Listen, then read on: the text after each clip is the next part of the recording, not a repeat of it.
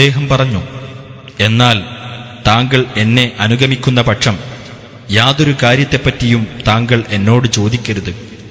അതിനെപ്പറ്റിയുള്ള വിവരം ഞാൻ തന്നെ താങ്കൾക്ക് പറഞ്ഞു തരുന്നതുവരെ. തുടർന്ന് അവർ രണ്ടുപേരും കപ്പലിൽ കയറിയപ്പോൾ അദ്ദേഹം അത് ഓട്ടയാക്കി കളഞ്ഞു.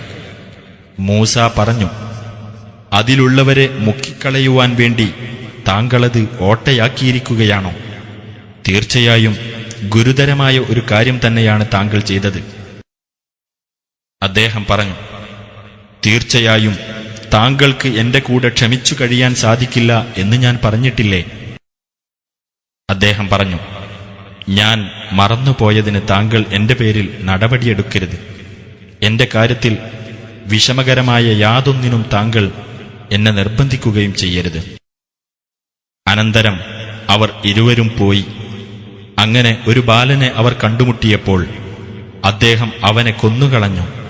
മൂസ പറഞ്ഞു, നിർദോഷിയായ ഒരാളെ മറ്റൊരാൾക്കു പകരമായിട്ടല്ലാതെ താങ്കൾ കൊന്നുവോ? തീർച്ചയായും നിഷിദ്ധമായ ഒരു കാര്യം തന്നെയാണ് താങ്കൾ ചെയ്തിട്ടുള്ളത്. അദ്ദേഹം പറഞ്ഞു, തീർച്ചയായും താങ്കൾക്ക് എന്റെ കൂടെ ക്ഷമിച്ചു കഴിയുവാൻ സാധിക്കുകയേ ഇല്ല എന്ന് ഞാൻ താങ്കളോട് പറഞ്ഞിട്ടില്ലേ? മൂസ പറഞ്ഞു, ഇതിനുശേഷം വല്ലതിനെപ്പറ്റിയും ഞാൻ താങ്കളോട് ചോദിക്കുകയാണെങ്കിൽ പിന്നെ താങ്കൾ എന്നെ സഹവാസിയാക്കേണ്ടതില്ല. എന്നിൽ നിന്ന് താങ്കൾക്ക് ന്യായമായ കാരണം കിട്ടിക്കഴിഞ്ഞു. അനന്തരം അവർ ഇരുവരും പോയി. അങ്ങനെ അവർ ഇരുവരും ഒരു രാജ്യക്കാരുടെ അടുക്കൽ ചെന്നപ്പോൾ ആ രാജ്യക്കാരോട് അവർ ഭക്ഷണം ആവശ്യപ്പെട്ടു. എന്നാൽ ഇവരെ സൽക്കരിക്കുവാൻ അവർ വൈമനസ്യം കാണിക്കുകയാണ് ചെയ്തത്. അപ്പോൾ പൊളിഞ്ഞു വീഴാനൊരുങ്ങുന്ന ഒരു മതിൽ അവർ അവിടെ കണ്ടെത്തി. ഉടനെ അദ്ദേഹം അത് നേരെയാക്കി. മൂസ പറഞ്ഞു, താങ്കൾ ഉദ്ദേശിച്ചിരുന്നെങ്കിൽ അതിന്റെ പേരിൽ താങ്കൾക്ക് വല്ല പ്രതിഫലവും വാങ്ങാമായിരുന്നു. അദ്ദേഹം പറഞ്ഞു, ഇത് ഞാനും താങ്കളും തമ്മിലുള്ള വേർപാടാകുന്നു. ഏതൊരു കാര്യത്തിന്റെ പേരിൽ താങ്കൾക്ക് ക്ഷമിക്കാൻ കഴിയാതിരുന്നുവോ അതിന്റെ പൊരുൾ ഞാൻ താങ്കൾക്ക് അറിയിച്ചു തരാം. എന്നാൽ ആ കപ്പൽ കടലിൽ ജോലി ചെയ്യുന്ന ഏതാനും ദരിദ്രന്മാരുടേതായിരുന്നു. അതിനാൽ ഞാനത് കേടുവരുത്തണമെന്ന് ഉദ്ദേശിച്ചു. കാരണം അവരുടെ പുറകെ എല്ലാ നല്ല കപ്പലും ബലാത്കാരമായി പിടിച്ചെടുക്കുന്ന ഒരു രാജാവുണ്ടായിരുന്നു.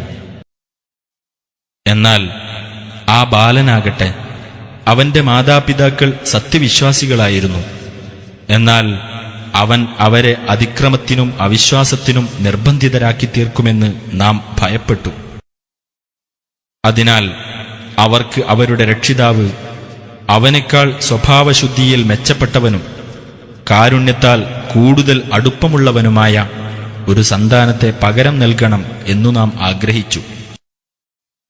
ആ മതിലാണെങ്കിലോ അത് ആ പട്ടണത്തിലെ അനാഥരായ 2 ബാലന്മാരുടേതായിരുന്നു. അതിന് ചുവട്ടിൽ അവർക്കായുള്ള ഒരു നിധിയുണ്ടായിരുന്നു.